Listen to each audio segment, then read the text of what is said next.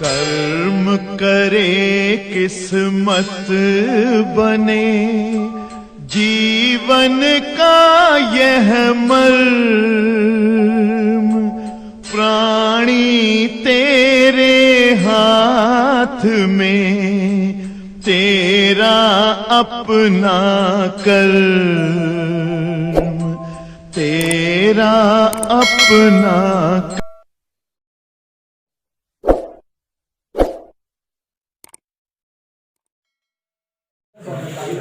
We are studying a lesson which name is Atomic Structure and Spectrum. Dear students, yesterday I taught you what are the molecules, what are the atoms, what are the materials. Okay, the smallest particle of any material by which molecules gain is known as atom. Atoms are such type of particles which are finally neutral and remain in free state and take parts in chemical reaction when they are in ionic state. And according to Mr. Dalton, atoms cannot be divisible, but after the experiment of J.J. Thomson, Lord Rutherford and James Chadwick, these scientists are the scientists by which electrons, protons and neutrons are invented. Fixed particle, or you can say necessary particle, electron of any atom is discovered by J.J. Thomson. Mr. Lord Rutherford invented necessary particle, proton of atom, while James Chadwick invented about neutron, which is neutral and mass particle. And when electron, proton and neutron are even invented, then the logic atom is invisible, not divisible, become wrong, and we can say atoms are also divisible into three parts: electron, proton and neutron. Electron, proton और neutron से मिलकर हमारा atom बना होता है, और उसके बाद तमाम साइंटिस्टों ने एटम का स्ट्रक्चर एक्सप्लेन करने के लिए तमाम लॉजिक बताना शुरू किया. Some scientist as J.J. Thomson, Nagaoka and Rutherford explained about the structure of atom. Mr. J.J. Thomson said atom is in the shape of watermelon, and electron, proton, neutrons are fitted, adjusted in watermelon as seeds of watermelon are adjusted. Mr. Nagaoka explained atom is in the shape of melon as seeds of melon are inverted in middle parts. Similarly, electron, proton, neutrons are in middle part of atom. Some scientists told atoms are in the structure of Saturn planet as gaseous ring of gases revolves around Saturn planet. Similarly, the shape of atom is also in the shape of Saturn planet, and electrons, protons, neutrons are revolve around the atoms, look like gaseous ring in Saturn planet. जिस तरह से शनि ग्रह के चारों ओर गैसों का वलय या रिंग चक्कर करता रहता है सैटर्न प्लैनेट के चारों ओर, उसी तरह से एटम्स का स्ट्रक्चर होता है, और इलेक्ट्रॉन, प्रोटॉन, न्यूट्रॉन एटम के चारों ओर रिवॉल्व करते रहते हैं. Mister Rutherford was the first scientist who told the structure of atom after doing a special experiment, and on the conclusion of that experiment means Mr. Rutherford पहले scientist थे जिन्होंने experiment करके observation जो उसका था कंक्लूजन, उसके आधार पे structure of atom define किए। Mister Rutherford experimented alpha particle scattering experiment. Alpha particle scattering experiment क्या होता है, इसको कल समझाए थे कि when alpha particle bombarded over any gold foil, then some alpha particle shows deflection making some angle from their direction, and it is called scattering. Okay, due to alpha particle scattering experiment, as conclusion, Mr. Rutherford obtained the model of atom which is called Rutherford atomic model. तो experiment के आधार पे उन्होंने जो observation था उसके आधार पे atomic model gain किया और जिसे रदरफोर्ड का एटॉमिक मॉडल कहते हैं। मिस्टर नाकामिल ध्यान से सुनिएगा, what is the experiment of mister Rutherford alpha particle scattering. In alpha particle scattering experiment there is a polonium radioactive material placed in a glass vessel. Since it is radioactive material, कल हमने polonium वगैरह के बारे में बताया था, madam Curie वगैरह इसके जनक थी, इन्वेंट की थी। Since polonium is a radioactive material, hence it emitted radioactive rays as alpha beta gamma. तो जब इससे अल्फा बीटा गामा रेज निकलती हैं तो ग्लास के होल से रेज बाहर आती हैं। In the path of these rays there is a lead plate by which these rays become in beam form. किसमें हो जाते जान में बेटा? Beam form में। And when these beam of alpha particle collides on gold foil, it shows scattering. And for measuring scattering alpha particle के scattering को measure करने के लिए we set up a screen behind the gold foil which in front surface is coated with zinc sulphide. Okay, when alpha beams falls on gold foil, then these beams shows deflection, scattering, and alpha particles when falls on layer of zinc sulfide, they shows brightness, चमकते हैं, and we can measure alpha scattering. हम इस तरह से measure कर लेते हैं alpha scattering को.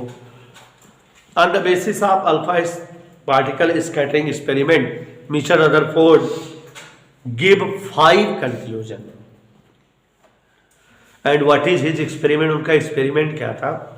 Mr. Rutherford saw when most of alpha particles bombarded over any gold foil, then almost alpha particle passes crossing the gold foil without showing any deflection and in straight path. बहुत सारे alpha कण बिना deflect हुए सीधे सीधे पार कर जाते हैं गोल्ड फॉयल को. Some of alpha particle shows deflection making some angle. कुछ पार्टिकल जो है कुछ एंगल बनाते हुए डिफ्लेक्ट हो जाते हैं. One alpha particle in between 30,000 alpha particles come back showing deflection of 180 degree. बस समझ में आ रहा है. तो ये चीजें इन्होंने देखा और कंक्लूजन के लिए 5 जो है सिस्टम एडजस्ट किए. Mister Rutherford said since almost alpha particle passes crossing the gold foil without showing no deflection. ज्यादातर अल्फा पार्टिकल बिना कोई डिफ्लेक्शन दिखाए सीधे सीधे आर पार हो जा रहे हैं गोल्ड फॉयल के. It means most part of the gold atom is hollow or is bracket. ज्यादातर क्वेश्चन क्या होता है बेटा? And alpha particles are positive particles and they are crossing the gold foil, it means there will be negative portion of atom, means all the negative portion of atom electrons are situated at the vacant places. Okay बेटा, तो atom का ज्यादातर portion कैसा होता है? Vacant, और उन vacant portion में कौन सिचुएटेड होता है? कौन? Electrons. Some of alpha particle shows deflection making angles from their path. कुछ अल्फा पार्टिकल अपने पाथ से कुछ एंगल बनाते हुए मुड़ जाते हैं. It means they are repelled by same nature of charge, means protons. And you can say in few spaces positive portion of atom are settled या सिचुएटेड, मीन्स कुछ ही जगह में जो है प्रोटॉन जैसे पॉजिटिव पार्टिकल स्थित होते हैं जो अल्फा पार्टिकल को रिपल्सन देते हैं, रिपेल करते हैं, डिफ्लेक्शन दिखाते हैं. इधर क्लियर बेटा? One alpha particle is come back making 180 degree deflection. It means very few part of atom is positive as well as solid. ठीक, एटम का थोड़ा ही हिस्सा, क्योंकि थोड़ा ही पार्ट लौट के आ रहा है, तो माने थोड़ी ही दूर में जो है सॉलिड पोर्शन है और पॉजिटिव पोर्शन है. Very few part of atom is solid as well as positive, and this part of atom is known as nucleus by mister Rutherford. Rutherford ने इसे न्यूक्लियस नाम दिया. Nucleus is a few portion of atom where all positive charges proton and all mass particle neutron are situated. Nucleus किसी भी atom का वह छोटा सा भाग होता है जहां पर जो है उस एटम के सारे प्रोटॉन पॉजिटिव कण और सारे द्रव्यमान कण मीन्स न्यूट्रॉन सिचुएटेड होते हैं. The radius of nucleus is in the order of 10 की पावर -14 और 10 की पावर -15 measured by या obtained by mister Rutherford. Rutherford ने न्यूक्लियस की रेडियस को 10 की पावर -14 या 10 की पावर -15 बताया, which is the 1000 part of the total part of atom. Atom के पार्ट का कितना होता है बेटा? ये 1000वां हिस्सा. Radius of atom is in 10 की पावर -12 मीटर. ठीक है, तो ये हमने आपको एक्सप्लेन किया था 2-3 कंक्लूजन. चौथा कंक्लूजन था, since alpha particle shows deflection but an alpha particle which is near to nucleus shows higher deflection. जो अल्फा पार्टिकल गोल्ड फॉयल के न्यूक्लियस के नजदीक है वो ज्यादा डिफ्लेक्शन दिखाता है, इसका मतलब उस पर रिपल्सन फोर्स ज्यादा लगता है. And alpha particle which is much apart from the nucleus shows low deflection. जो अल्फा पार्टिकल न्यूक्लियस से दूर होता है उसमें डिफ्लेक्शन कम होता है, इसका मतलब जो है उस पर कम रिपल्सन लगता है. It means repulsion force F inversely proportional R². Distance come force ज्यादा, डिस्टेंस ज्यादा फोर्स ज्यादा. And this repulsion force is the force in between alpha particle and nucleus, means two charged particle, means it is Coulomb force, and which is inversely proportional to the square of distance. It means alpha particle scattering proved Coulomb's law. Coulomb's law को satisfy करता है, prove करता है. Mr. Rutherford, when used some other metallic foil than the place of gold foil, then they count there will be different scattering alpha particle. नहीं समझे? जब जो है रदरफोर्ड ने गोल्ड के बजाय कोई दूसरे मेटल्स यूज किए तो जो अल्फा स्कैटरिंग पार्टिकल उनको मिलते थे वो अलग अलग नंबर में मिले. Hence Mr. Rutherford concluded nucleus of different metals are of in different size and in different charges. मतलब उन्होंने बताया कि किसी एटम का जो है मिडिलिस्ट पार्ट न्यूक्लियस होता है, पॉजिटिव और मास पार्टिकल होता है, ये अलग अलग मेटल के लिए अलग अलग साइज और अलग अलग चार्ज में होता है। मीन्स न्यूक्लियस अलग अलग एटम के अलग अलग तरह के होते हैं। ठीक बेटा, यही बात थी। तो these are the 5 conclusion of mister Rutherford. Rutherford ने ये इस तरह से 5 कंक्लूजन दिए। Due to his conclusion mister Rutherford set up an atomic model which is called Rutherford atomic model. इन्होंने एटम का एक मॉडल प्रस्तुत किया जिसे रदरफोर्ड का एटॉमिक मॉडल कहते हैं। हवा में सुन लीजिए, what is the atomic model of Rutherford? क्या है एटॉमिक मॉडल रदरफोर्ड का? According to mister Rutherford, due to his alpha scattering experiment, Rutherford के अनुसार उनके जो प्रयोग किए थे उसके द्वारा atoms are completely hollow spherical in the hollow spherical shape. Atoms जो है खोखले गोले के रूप में होते हैं। Which middlest part is completely positive and solid, where all the positive portion proton and neutron are settled. This portion is called nucleus, and the negative part of atoms are revolving around the nucleus in different orbits. ठीक है बेटा, कौन बताएंगे? Rutherford का model समझ में आया? Atom किस शेप में होता है? हॉलो स्फेरिकल शेप में होता है, जिसका मध्यतम भाग क्या होता है? सॉलिड होता है, पॉजिटिवली चार्ज होता है। पूरे एटम का सारा पॉजिटिव पार्टिकल प्रोटॉन यहीं रखा रहता है, सारा सॉलिड पार्टिकल न्यूट्रॉन यहीं रखा रहता है, और ये पूरे एटम का 1000वां हिस्सा होता है न्यूक्लियस। और इसके अराउंड अलग अलग सेल्स या ऑर्बिट में इलेक्ट्रॉन चक्कर करते रहते हैं। ठीक है, कौन बताया?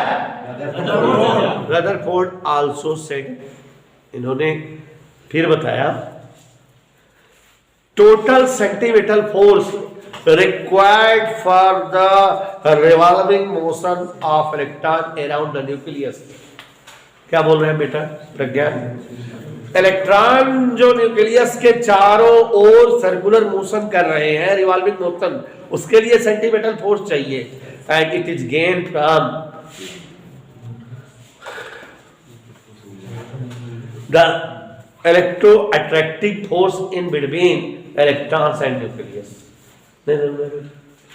Mr. Rutherford said, total centripetal force required for the circular motion of electron around the nucleus is managed from the electrostatic force in between nucleus and electron.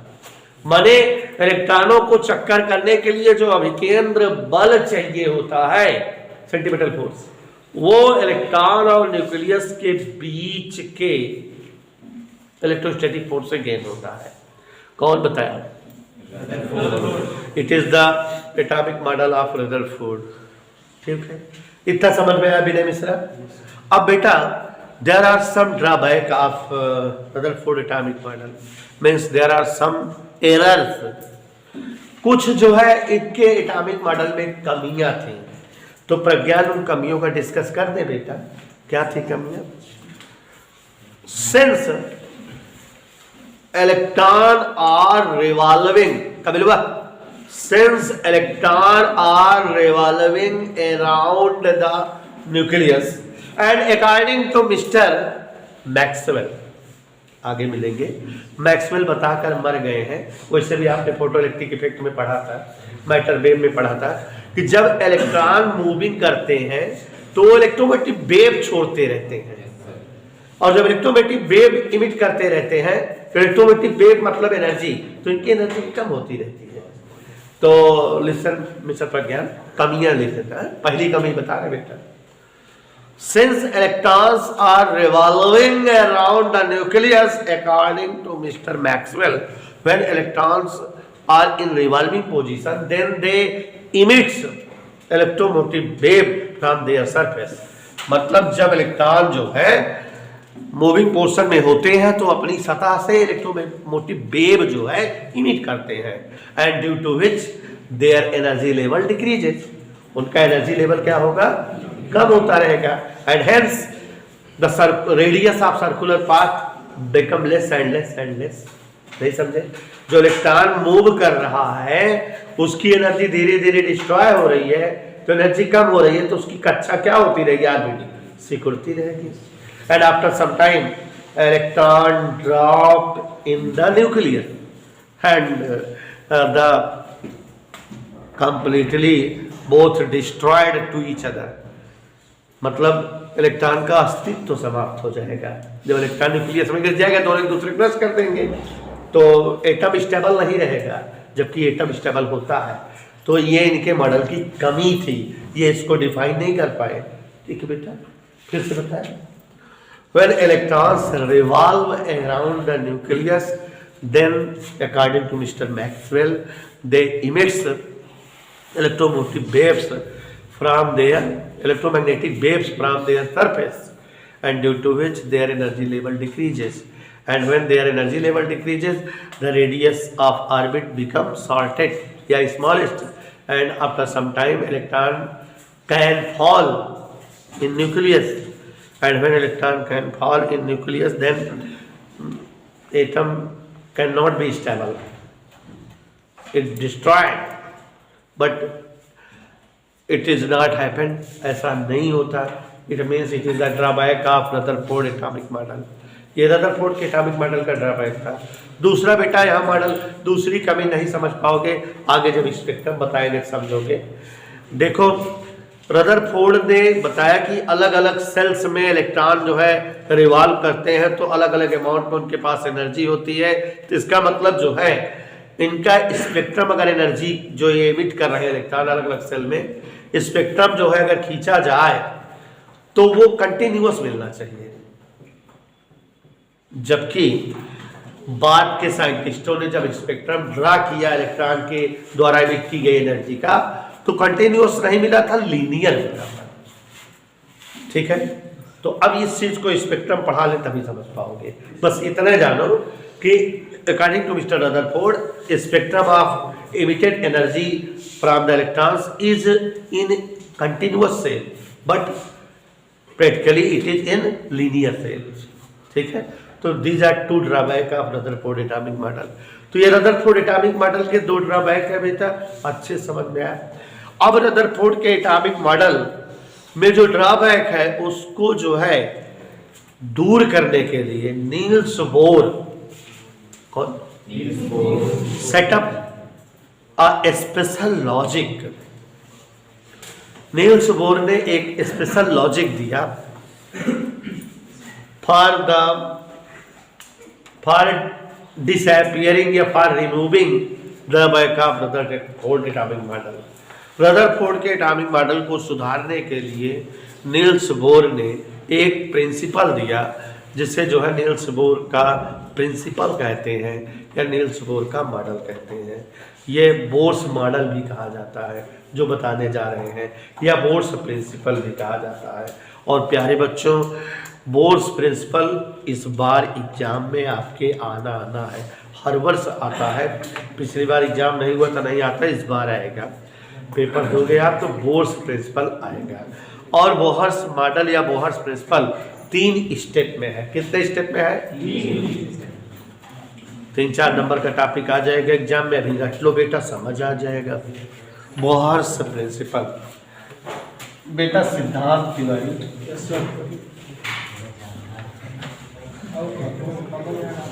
Don't disturb me बेटा।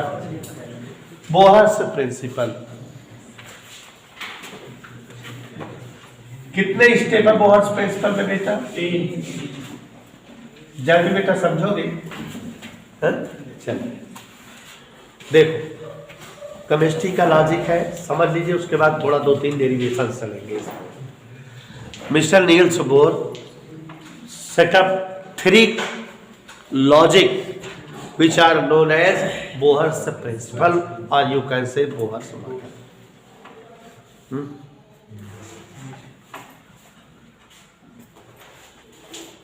First logic था, electrons always moves, Shyam Mishra, electrons always moves around the nucleus in that type of orbit for which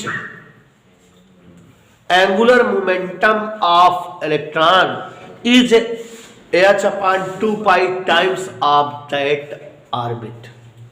chemistry पढ़े हो, नहीं समझे कि electron नाभिक के चारों ओर केवल उन्हीं कक्षाओं में चक्कर कर पाते हैं जिनके लिए उनका कोणीय संवेग कक्षा संख्या के h/2 पाई टाइम्स, अगर एग्री सेल में चक्कर कर रहे हैं तो उनका कोणीय संवेग angular momentum n into h/2 पाई हो. If electrons are moving in first cell, then their angular momentum is 1h/2 pi. And if electrons are moving in second cell, then their angular momentum is 2h/2 pi. If electrons is moving in third cell, then their angular momentum is 3h/2 pi. If electrons is moving in nth orbit, then its angular momentum is n/2 pi. ये पहला logic है, समझ आया बेटा? Electron, अब देखो अंग्रेजी में बात कर रहे हैं ना, थोड़ा अंग्रेजी मेरी तेज हो गई. Electrons always moves in such type of orbit for which angular momentum of electron J is equal to the h/2 pi times of the number of that orbit. Electrons, अंग्रेजी में बात कर रहे हैं बेटा. Electrons always moves in such type of orbit for which angular momentum of electron is the h/2 pi times of the number of that orbit. हमेशा electron उन्हीं कक्षाओं में चक्कर करते हैं जिनके लिए उनका कोणीय संवेग उस कक्षा संख्या के h/2 पाई टाइम्स होता है. ओके बेटा?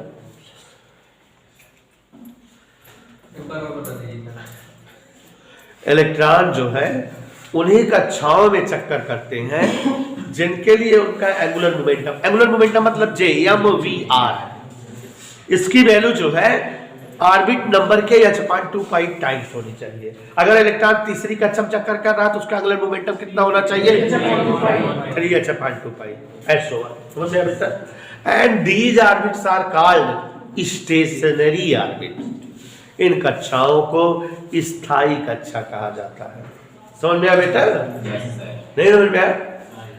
Electrons always move in such type of orbit for which angular momentum of electron is h/2 pi times of the number of orbit, and these orbits are called stationary orbit. आगधे stationary orbit कहलाती हैं. दूसरा बताएं, during the motion of electron in stationary orbit, no energy is emitted by electrons through their surface.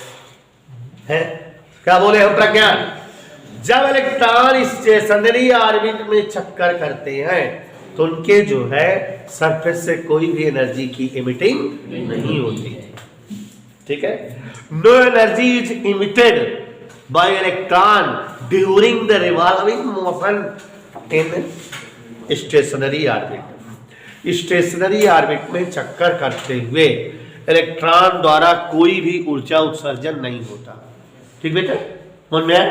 No energy is emitted out from the electrons during the motion of electron in stationary orbit.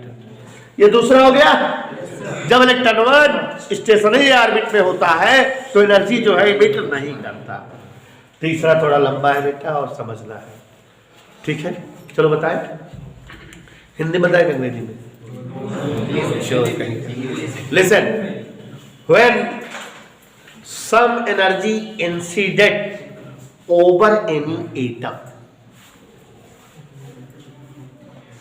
look this atom, when energy is incident over any atom, then this energy is absorbed by any one electron and the energy of that electron increases and hence that electron jumped into higher energy level orbit.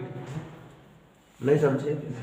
कोई जब जो है atom पर कहीं से energy incident होती है, गिरती है, तो उस एटम का कोई इलेक्ट्रॉन उस एनर्जी को क्या कर लेता है, और जब वो एनर्जी ऑब्जर्व कर लेगा तो उसकी एनर्जी बढ़ जाएगी कि नहीं, और जब उसकी एनर्जी बढ़ जाएगी तो अपनी सेल को छोड़ करके हायर एनर्जी लेवल पे चला जाएगा। ऐसे तो होगा। लेकिन साइंटिस्टों ने कैलकुलेट किया है कि बेचारे गांव देश छोड़ के शहर में चला गए, शहर में निकला लगा उनका काट हुआ, उनके लेवल के मना ही ना है, तो फिर से वो चला हुआ अपने पुराने घर। तो पुराने घर कैसे आएंगे, उनके तो एनर्जी ज्यादा हो गया, तो जितनी एनर्जी ज्यादा भावा वो बहावे फेंका है तब आ पाइए नीचे ना। तो मतलब अब इसको अंग्रेजी में बात करके बताते हैं, when energy incident over any atom then this energy is absorbed by any one electrons of that atom, and hence the energy of that electron increases and it comes out in higher energy level cell, and where it stopped but for a minimum time 10 to the power minus 3 seconds, and it returned back again to its initial orbit by emitting its extra energy। समझ आया भैया?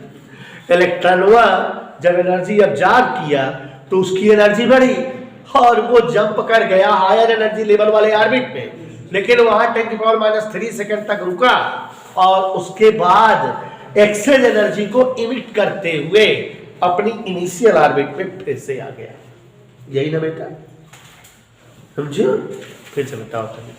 When energy incident over any atom, then this energy is absorbed by any one electron of that atom, which energy increases, and hence that electron jumped into higher energy level orbit where it stopped for a moment 10 power -3 second, and again it emits extra energy and comes back into its initial orbit।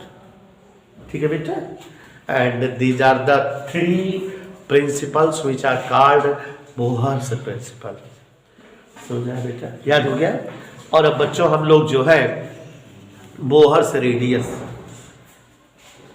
Bohr's velocity, माने electron when moving around the nucleus, तो उनकी अलग अलग जो है nucleus में अलग अलग ऑर्बिट में रिवॉल्यूशन के दौरान क्या रेडियस होती है, क्या वेलोसिटी होती है, एनर्जी क्या होती है, ये सारी चीजें हम लोग निकालेंगे, डेरिवेशन करेंगे। यहाँ थोड़ा सा फिजिक्स लग गई।